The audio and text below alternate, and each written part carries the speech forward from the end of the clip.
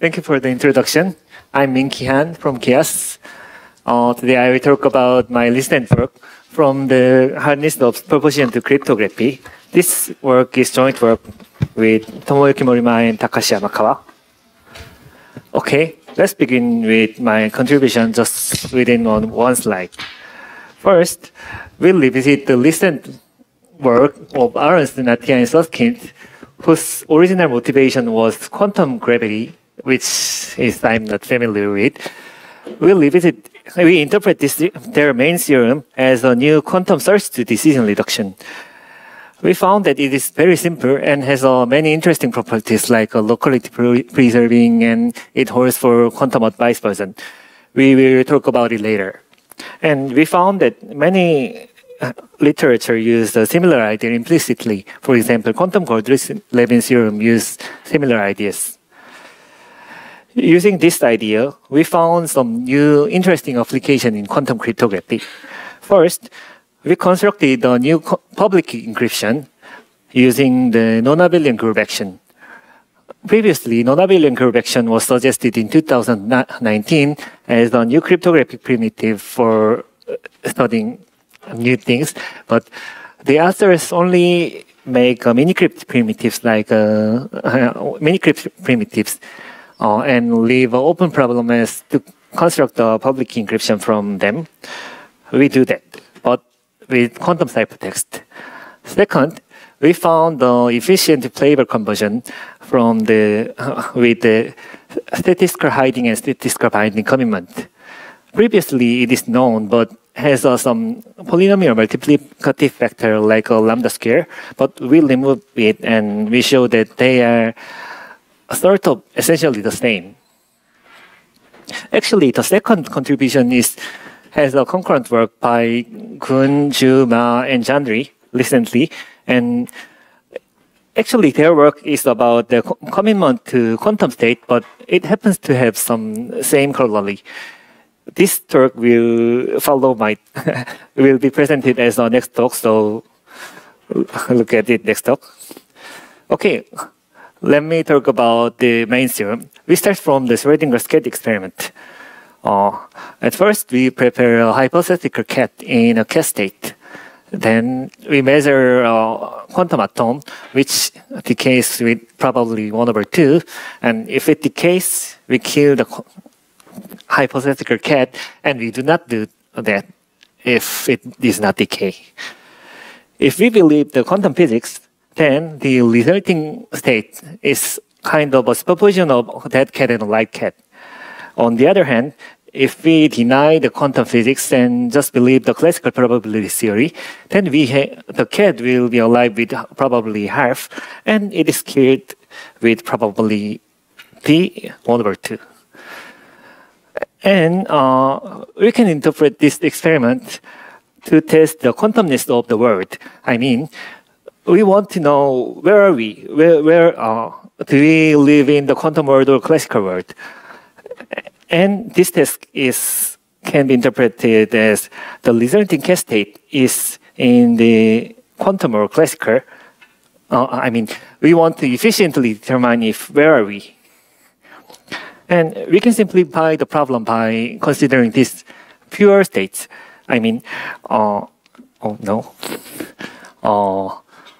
First state is the alive plus cat, and the second state is alive minus that. If we take an average of them in the density matrix representation, then their average is the classical mixture. So distinguishing classical from quantum is equivalent to the detecting this plus or minus. Detecting the interference. So our primary test is to distinguish the following two quantum states: alive plus that and alive minus that. Actually, it was the primary test of the Ernst, Natia, Susskind. And they show that this distinguishing test is equivalent to the swap test, to swapping alive cat and dead cat with a single unitary.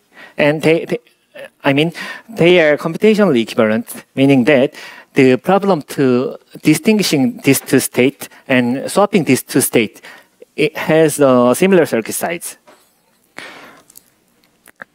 So In other words, observing the interference between the alive and dead is equivalent to the swapping alive and dead with a single unitary. Aronson argued that, actually, I'm not familiar with full detail, but Aronson argued that detecting the superposition of a macroscopic quantum state like Schrödinger's cat is extremely hard because it is at least as hard as resurrecting a dead cat to alive, which is practically impossible. So Aronson says that it is a necromancy hard problem. So as long as we cannot make resurrect dead cat to alive, we cannot detect the superposition of a cat. So this is the formal statement of the theorem. Let us consider x and y two orthogonal states which has arbitrary dimension, and we consider psi the sum of them plus them, and pi which is x minus y. Then for arbitrary positive delta, the following tests have the same circuit complexity up to small difference. The first one is the unitary U such that swapping x and y in somewhat non-standard definition of advantage. And the second task is to distinguishing psi and pi using an quantum algorithm with advantage delta.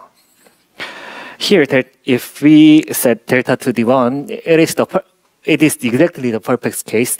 And this theorem covers imperfect cases as well. So we can readily use this theorem for cryptographic context or something. For example, if we cannot swap x and y, then we can, using this theorem, we can show that psi and pi are indistinguishable. Actually, we prove somewhat stronger result and find some interesting property we will look at later. The proof is actually extremely simple. These circuits are kind of folklore, and you can show this theorem by just using some mathematical manipulation. Just believe me. So, okay, let us talk about the computer scientist or cryptographer's interpretation to this theorem. The first task is swapping task albeit with somewhat non-standard advantage. And the second task is distinguishing task. That is, the first task is the search problem. If we are given, we want to find x from given y, or want to find x from given, find y from x. And the second task is exactly the distinguishing task, decision task. We want to determine if the given state is psi or pi. So, and many of you already know that search to decision reduction is very important in computer science and cryptography. For example, we usually define the satisfiability problem as a decision problem, but we actually want to find the solution of the formula. So, to connect them, we somehow need some search to decision reduction. And in cryptography, we usually start from the search problem, like a 1A function. Then we eventually want to prove the indisciplinar or existence of a pseudo-random generator, which are the distinguishing problems. So here we need some search to decision reduction, and the problem from 1A to unpredictable bit is exactly the Goldrake-Levin theorem. And this is our main message. The main theorem of Aronson-Atiyah-Susskind is a new kind of a fully quantum search to decision reduction. And as I said, there are many papers already use this idea implicitly, like a quantum Goldrake theorem. And the interesting thing is, I only said the distinguishing two quantum states, but as I said in the introduction, we can consider the problem to distinguishing the quantum state and classical mixture. So this kind of thing happens in the collapsing literature, like we want to distinguishing the given state is measured or not. So in this literature, I heard that many research use similar idea. Besides this known research, we found new applications. The first one, as I said, the first one is public encryption from non-abelian group action, which was previously unknown, and the second one is efficient flavor conversion. from now on, we need to go some technical details like a definition of group action or something. Okay. Group action is defined over a group G and set S. And actual group action is the map from G times S to the S denoted by this, like this, and satisfy these two conditions. We're particularly interested in the cryptographic group action, so we assume that some tasks are hard. The first one is one way. We say that group action is one way if we cannot find G from G and G dot S. This is one way, if it is hard. And pseudo-randomness is actually a little bit complex, but simply speaking, we cannot distinguishing the result of a group action from just a random element of set. If they are computationally indistinguishable, then we say that group action is pseudo-random. And as I said, 2019 G, Xiao, Song, Yun suggested non-abelian group action as a new cryptographic primitive. But there is a problem. Abelian group action, like isogeny, naturally gives the Diffie-Hellman style key exchange because of commutativity. But since we are working on non-abelian group action, it does not work for here. So they ask if, can we construct a cryptomania primitive like a public encryption from non-abelian group action? And our answer is yes, albeit with quantum ciphertext. The idea is very simple. Just using the Arons-Navier-Susskind equivalence theorem and encode the message bit in the base. Let's think about the hypothetical ciphertext of the following form, where S and GS is the result of group action, input and output of group action. Then if we make this kind of a ciphertext, the indisciplinar security of this scheme asks if we can distinguish pi 0 and pi 1. And Arons-Navier-Susskind equivalence theorem says that this distinguishing task is at least as hard as mapping from 0S to the 1GS. If we can map S to the GS, we may know the element G, which may break the one-wayness. Actually, this scheme does not work because we do not know how to construct this ciphertext, and this actually do not show the security. I mean, we do not reduce it to the one-wayness in a rigorous sense. So we make some complex ciphertext. Let me say, we just prepare a plus or minus state depending on B, and prepare a uniform superposition of group elements. And we use the public key S0 and S1 by group set element S and the result of group action GS, and use the G as the secret key. Then prepare a plus or minus tensor product uniform superposition of group elements, and apply the group action depending on the first bit. If the first bit is 0, we apply the group action by S0, and if the first bit is 1, we apply the group action by S1 to the S1.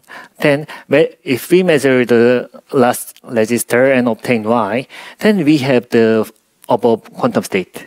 So it is efficiently constructible. And with some tough task, we can show that this scheme is in CPA secure if the underlying action is pseudo-random. And we can manage to show that if the underlying group action is one way, then the scheme is secure, or using this adversary to construct a new hard scheme, a one-shot signature, which is known to construct, hard to construct. This is inspired by win-win result of Jandry. Okay, I don't have enough time, so let's talk about something more about the equivalence theorem. As you can see from the picture, this equivalence is somewhat locality preserving. I mean, if A does not act on some qubits, then the resulting unitary U also does not act that qubits. This says that we say that it is locality preserving, and we show that this equivalence theorem holds for the non-uniform algorithms with a slightly worse bound. And okay, and for the second result, we need to talk about the bit commitment. In the bit commitment, there is a two entity, committer and receiver. Committer commits a bit at the first phase, and the second phase he wants to reveal that I committed the bit B. And as we have two entities, there is two security notion. The first one is hiding, which means that the receiver cannot know which bit is committed before opening, and the binding property says that the committer cannot change his mind after commitment. Actually, we want to make binding and hiding property to be statistical, but it is known to be impossible, even for the quantum setting. So we usually elect the definition, one of them only holds for against the non-uniform polynomial time algorithm. So we said there are two flavors. The first one is a statistical hiding, computational binding commitment, and the other one is a statistical binding and computational hiding commitment. And if we consider the quantum communication, we can think about the canonical version of a quantum bit commitment. There is a theorem that says that any quantum bit commitment can be changed into can be compressed into the canonical quantum bit commitment. In the canonical quantum bit commitment, committer make a quantum state phi b to commit B, and send one of the register C over the register C and R, and send the register C as a commit, and send the remainder register R as an opening. It is simple, and it is shown that the two flavor of commitment is somehow equivalent, meaning that using statistical hiding commitment to construct the statistical binding commitment with polynomial number of core, we show that we can do better. They are almost equivalent. I mean, using a single core to the statistical hiding commitment, we can construct the statistical binding commitment and vice versa. The proof is, the main idea is like that. In the canonical quantum bit commitment, we can roughly think that hiding property, where the receiver cannot know the bit before opening, is a kind of hiding property says that phi 0 and phi 1 are hard to distinguish by the unitary over C, where the register is only obtained by the receiver. And the binding property roughly says that phi 0 and phi 1 are hard to swap only using the unitary over R. And so binding is a kind of a swap task, and security of binding is swap task, and security of hiding is distinguishing task. So using the AAS equivalence theorem, we can change them, hiding and binding, just a change. But we need to change the role of register C and R to obtain proper security. Then actually it does not work because phi 0 and phi 1 may not orthogonal. So we need some more work, like appending just a single bit, and it works well. It is quite simple. So this is my conclusion. We find a new quantum search to decision reduction based on the equivalence theorem of Arons-Natia-Susskind. And using this reduction, we show that some new interesting quantum cryptographic research. Okay, thank you for listening. Do you have any questions? Okay, thank you so much. Hopefully no actual cats were harmed in this work. Does anyone have any questions?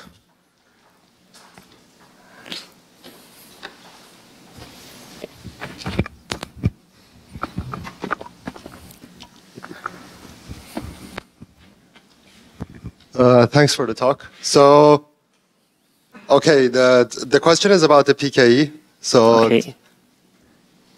So it seems like as long as you have a ciphertext that is like A plus B or A minus B, let's say, Yeah. if A and B are somehow pseudo-random, you can argue that it's secure, right? Because you can swap them with random, like let's say you can swap them with random things and then argue with a counting argument, say that you cannot swap one to the other. Yeah, maybe. You mean the superposition of pseudo-random and pseudo-random is the encryption? I mean, yeah. I think so. Yeah, I think it works. Yeah. I think the issue becomes like the decryption, right? Because yes. Yeah. So I was wondering if you have any idea like of using something other than group actions to like build something similar, because it seems like you can build something with something simpler, I guess, but I'm sorry. Yeah, actually, I did not explain about the decryption, but you know,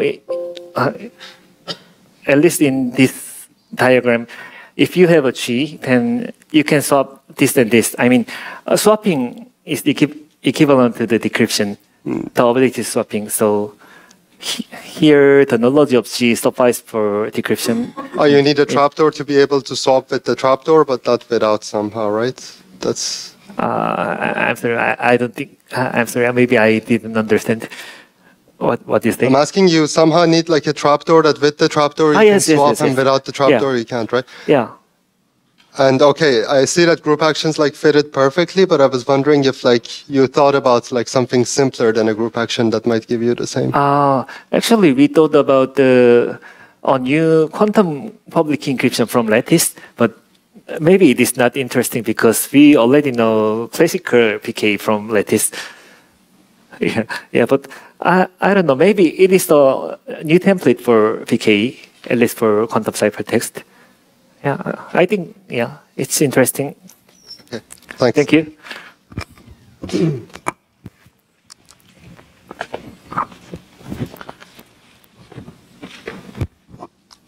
Any more questions?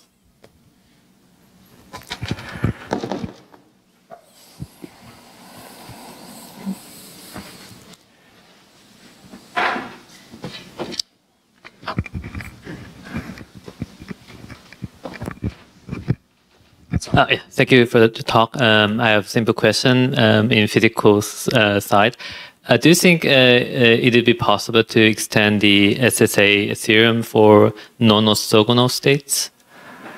Non-orthogonal state? So that's because you already used to make it orthogonal to user encryption. So there might be some detour to do that if you can find some property for the non-orthogonal state discrimination. Yeah. Actually, I just thought about it a little bit, but for me as a cryptographer, I usually do not need such kind of thing. But I think the problem is many things are hard to define. For example, we are hard to define psi and pi because if x and y are not orthogonal. So, but I'm sorry. Maybe I don't know. Okay, thank you.